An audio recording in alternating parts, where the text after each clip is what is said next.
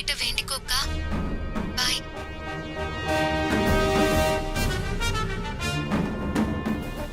உண்மையை சொல்ல அருண் நாள் குறிச்சிட்டான் ரஞ்சிதா சொன்னா.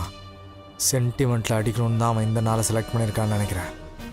ஒருவேளை அவன் விஷயத்தை வீட்டில் சொல்லிட்டான்னா அவங்க எல்லாரும் எப்படி ரியாக்ட் பண்ணுவாங்கன்னு தெரியலையே. எப்படி தெரிஞ்சுக்கிறது? வித்யாவுக்கு ஃபோன் போடுவோம். முதல்ல இந்த ஃபோனை இருந்த இடத்துல வச்சிருவோம்.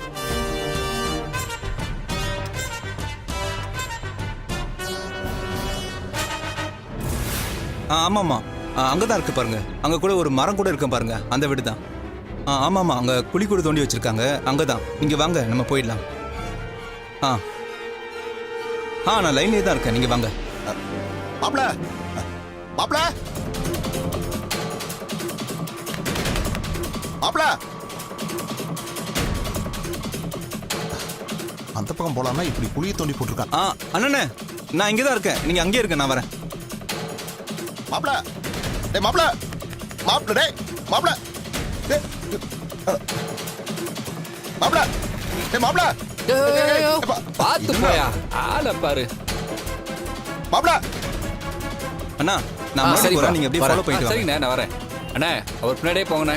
சரி. மாப்ள இவனுக்கு காதே கேட்கல. சே மாப்ள பாத்து போயா.